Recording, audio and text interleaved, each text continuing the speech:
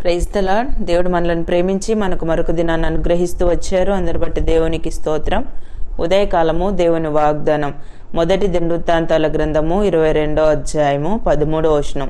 నీవు బలముగా ఉండుము, దిగులు పడుకుము. సో దేవుడు మనల్ని ప్రేమించి దినమంతటి కొరకై ఈ శ్రేష్టమైన ప్రశస్తమైన వాగ్దానాన్ని మనకు అనుగ్రహిస్తూ వచ్చారు. నీవు బలముగా ఉండుము, దిగులు పడుకుము. సో మనం దేవుని యొక్క వాక్యంలో చదివినట్లయితే ఈ మాట దావీదు సొలొమోనుతో సెలవిచ్చినట్లుగా మనం దేవుని యొక్క వాక్యంలో చదవగలం. నీవు బలముగా ఉండుము, దిగులు పడుకుము. ఇక్కడ మనం వాక్యంలో చదివినట్లయితే యెహోవా ఇశ్రాయేలీలను గూర్చి మోషేకి ఇచ్చిన కట్టడల ప్రకారంగాను ఆయన తీర్చిన తీర్పుల ప్రకారంగాను జరుపుకొనుటకు నీవు జాగ్రత్త పడినెడల నీవు వృద్ధి పొందుదు. ధైర్యం తెచ్చుకొని బలముగా ఉండుము, భయపడుకుము, దిగులు పడుకుము. ఇక్కడ మనము 12వ వచనం కూడా చదివితే, నీ దేవుడైన యెహోవా ధర్మశాస్త్రమును నీవు అనుసరించినట్లుగా యెహోవా నీకు వివేకమును తెలివిని అనుగ్రహించి ఇశ్రాయేలీల మీద నీకు అధికారము దయచేయనుగాక. సో ఎప్పుడైతే దావీదు మహారాజు తన కుమారుడైన సొలొమోన్ని ఈ విధంగా ఆశీర్వదిస్తూ వచ్చాడు, ఈ విధంగానే ఆశీర్వదించబడినట్లుగా మనం దేవుని యొక్క వాక్యంలో చదవగలం. ముందుగానే చెప్తూ వచ్చాడు దావీదు, నీకు వివేకమును తెలివిని అనుగ్రహించాను. అంటే దేవుడు నిజంగానే వివేకాన్ని తెలివిని అనుగ్రహిస్తూ వచ్చాడు. దేవుని యొక్క మందిరం కట్టుట కొరకై సో దేవుడు సొలొమోన్ని వాడుకున్నట్లుగా మనం దేవుని యొక్క వాక్యంలో చదవగలం. ముందుగానే దావీదు సొలొమోన్తో ఈ విషయాలన్నీ కూడా బయలుపరుస్తూ వచ్చాడు. ఆ ప్రకారమే దేవుడు జరిగించినట్లుగా మనం వాక్యంలో చదవగలం. ఎప్పుడు దేవుడు అనుకున్నది మన జీవితంలో నెరవేర్చగలడు అంటే మనము వాక్యంలో చదివిన రీతిగా దేవుని యొక్క అంటే కట్టడల ప్రకారంగాను ఆయన తీర్చిన తీర్పుల ప్రకారంగాను జరుపుకొనుటకు నీవు జాగ్రత్త పడినెడలా నీవు వృద్ధి పొందుదవు. ఎప్పుడైతే దేవుని యొక్క ఆజ్ఞలు, దేవుని యొక్క కట్టడలు దేవుడు చెప్పినట్లుగా మనం చేయుటకు జాగ్రత్త పడి చేయగలుగుతామో అప్పుడే మన జీవితంలో సెలవిచ్చిన వాగ్దానాలు కూడా దేవుడు తప్పకుండా నెరవేర్చారు. సో మన పితరుల జీవితంలో నెరవేర్చినటువంటి దేవుడు వారు కలిగి ఉన్న అదే దేవుణ్ణి మనం కూడా కలిగి ఉన్నాం. మనం కూడా అదే దేవుణ్ణి సేవిస్తూ ఉన్నాం. చాలాసార్లు అంటే మనం పితరులు లాంటి విశ్వాసం మనలో కనపరచలేనప్పుడు, సో దేవుడు ఇచ్చినటువంటి వాగ్దానాలు మనం స్వంతం చేసుకోలేనప్పుడు మన ద్వారా దేవుడు గొప్ప కార్యాలు చేయలేడు. అందుకే ఉదయకాలం దేవుడు సెలవిస్తూ ఉన్నాడు మరొకసారి, నీవు బలముగా ఉండుము, దిగులు పడుకుము.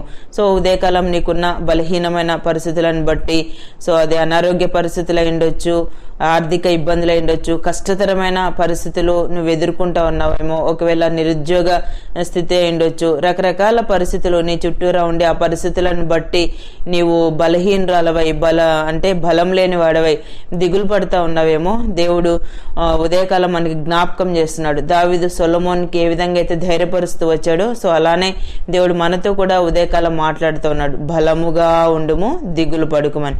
మత్తయి సువార్త 9వ అధ్యాయము 22వ వచనం చదివితే, కుమారి ధైర్యముగా ఉండుము, నీ విశ్వాసం నిన్ను బాగుపరిచెను. ఇక్కడ కూడా మనం దేవుని యొక్క వాక్యంలో చదివితే దాదాపుగా 12 సంవత్సరాల నుంచి ఆమె అలాంటి అంటే వ్యాధి ద్వారా తను బాధపడుతూ వచ్చింది. కానీ ఆ పరిస్థితుల్లో దేవుని యొద్దకు ఆమె వచ్చిన తీరు మనం దేవుని యొక్క వాక్యంలో చదివినట్లయితే అంటే తనలో తాను ఆయన పై వస్త్రం మాత్రం ముట్టితే బాగుపడుదునని తనలో తాను అనుకుని ఆయన వెనుకకు వచ్చి ఆయన వస్త్రపు చెంగు ముట్టెను. ఎంత విశ్వాసంతో దేవుని యొద్దకు వచ్చిందంటే, దేవుని యొద్దకు వెళ్తున్నాను అంటే దేవుడు నన్ను స్వస్థపరుస్తాడు అన్న గొప్ప విశ్వాసంతో ఆ స్త్రీ అంటే తను వచ్చింది. అదే విశ్వాసంతో తను వెళ్ళినట్లుగా మనం దేవుని యొక్క వాక్యంలో చదువుతాం. సో దేవుడు సెలవిచ్చాడు అక్కడ, కుమారి ధైర్యంగా ఉండుము, నీ విశ్వాసం నిన్ను బాగుపరచను. సో అలాంటి విశ్వాసాన్ని మనం కూడా కలిగి ఉండాలి. దేవుడు ఇచ్చిన వాగ్దానాలు తప్పకుండా ఆయన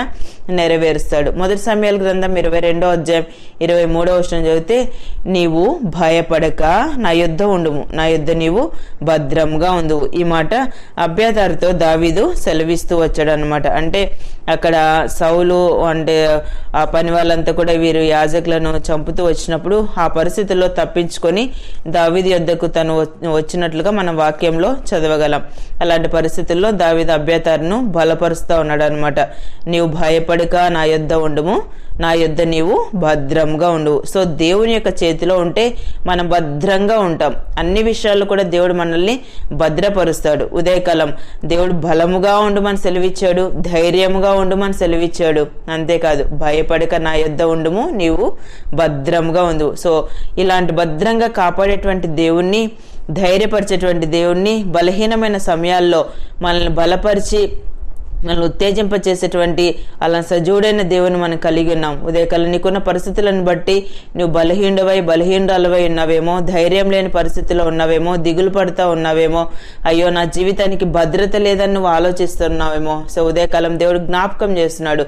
సో భద్రపరిచి తన యొక్క హస్తాల్లో దేవుడు మనం భద్రంగా కాపాడేటువంటి దేవుని మనం కలిగి ఉన్నాం. ఏ విషయాన్ని బట్టి కూడా మనము చింతించిన అవసరం లేదు. దేవుడు చక్కని గైడెన్స్ ఇచ్చి అన్ని విషయాల్లో కూడా మనల్ని ఆయన నడిపిస్తాడు. ఉదయకాలం నువ్వు పనిచేస్తున్న స్థలాల్లో, సో నువ్వు ఎక్కడున్నా కూడా నువ్వు ఎలాంటి పరిస్థితులను నువ్వు ఫేస్ చేస్తూ లోపల దిగులు పడుతూ ఉన్నావేమో, ఏంటి నా జీవితం అని ఆలోచిస్తూ ఉన్నావేమో. సో రకరకాల పరిస్థితులు అంటే యాక్చువల్గా మనము జీవితంలో సంభవించేటువంటి ప్రతి పరిస్థితిలో ఎవరికి తగినట్లుగా అనేకమైన సమస్యలు గుండా వెళ్తూ ఉంటారు. కానీ ఆ పరిస్థితులన్నిట్లో కూడా దేవుని యొక్క సహాయాన్ని మనం కోరుకుంటూ వచ్చినప్పుడు దేవుడు ప్రతి పరిస్థితిలో మనల్ని బలపరుస్తాడు, ధైర్యపరుస్తాడు. అంతేకాదు భద్రపరిచేటువంటి దేవుడు కూడా అన్నమాట. ఉదయకాలం సో దావీదు సొలొమోను బలపరిచినట్లుగా దేవుడు కూడా దేవుని యొక్క వాగ్దానం ద్వారా మనల్ని బలపరుస్తూ వచ్చాడు. సో నీకున్న పరిస్థితులన్నింటిలో కూడా దేవుని యొక్క వాగ్దానాన్ని జీవితానికి అన్వయించుకొని ముందు కొనసాగినట్లు ప్రభు సహాయం చేయను గాక. ప్రార్థన చేసుకుందాం. ప్రియమైన తండ్రి, మీకు వందనాలు. యేసయ్య, మమ్మల్ని ప్రేమించి మాకు అనుగ్రహించిన శ్రేష్టమైన వాగ్దానాన్ని బట్టి స్తుతిస్తున్నాను ప్రభా. నీవు బలముగా ఉండుము, దిగులు పడుకోమని సెలవిచ్చారు. ఉదయకాలం నిత్య జీవపు మాటలు వింటున్న మీ ప్రజలందరినీ కూడా జ్ఞాపకం చేసుకోనండి. మీ వాగ్దానం ప్రభా మీ ప్రజల జీవితంలో నెరవేర్చి సహాయపడుతూ రావాల్సిందిగా కోరుతూ యేసు ప్రభు నామమున ప్రార్థిస్తున్నాను తండ్రి. ఆమేన్.